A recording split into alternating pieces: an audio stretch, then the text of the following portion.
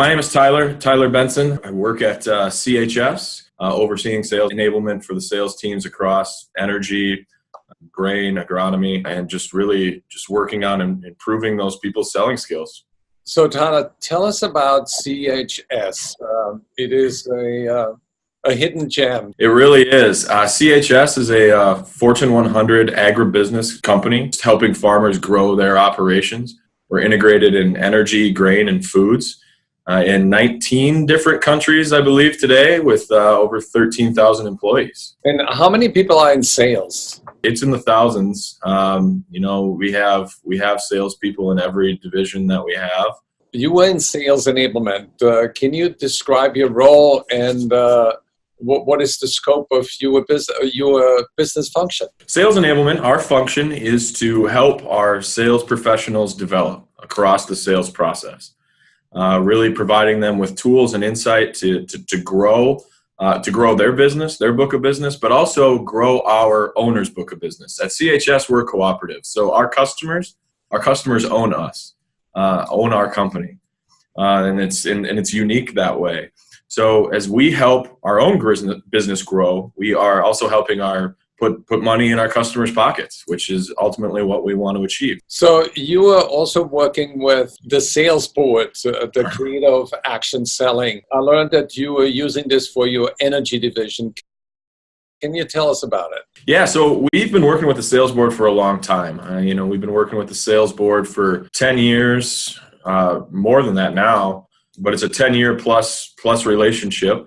It all started in our energy division with what we had at 130 salespeople. We've used the action selling process to really help our sales professionals in all divisions cross-sell and help each other. So you also did a study of the salespeople that were certified in action selling and compared that to other salespeople that were not certified. What did you find?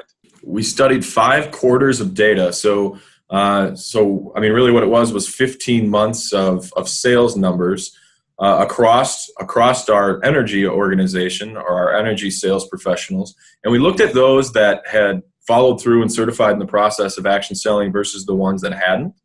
And we found that those that had were selling at a clip of 130% more than the ones that had not. And it was astounding. And we were talking seasoned sales professionals versus seasoned sales professionals. We're comparing apples to apples in this study. 130% is a huge number. Very big. That must have had an immense impact on everybody in the company. How do you explain that big difference? It's a sustainable process, and I think that's the best part about it all. It provides a logical communication between the buyer and the seller.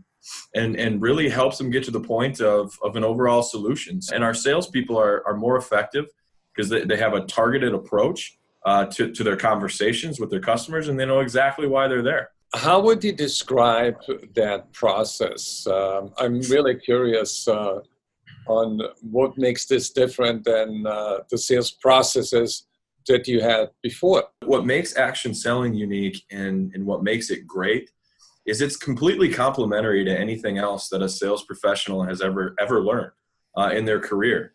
So many training programs will, although they have good stuff in them, they'll say, take whatever you learned about the sales process, scrap it, and use this and only this. So action selling doesn't do that. It's completely complementary. It has its great framework for the 5 buying decisions and the acts of the sale to follow. It's got a great roadmap.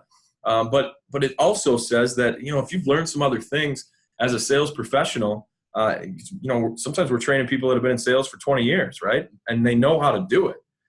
So we're saying you can work some of those other skills that you've learned right into this process. And I think that is one of the most unique things about it and why it works so well. I'm curious about the 5 steps of that process that everybody needs to hit those 5 steps. Well, so we got the 5 buying decisions, right? So it's the salesperson knowing that you cannot sell any of your products without selling yourself. And then we have the company itself. That is the second buying decision that a buyer is going to make. Then we have the product. or the solution is what I should say. It's not just the product. You're selling solutions more than you're selling products today. Then the price itself, have you built up enough value in the price to be able to justify if it's higher? And at our company, we're higher most of the time.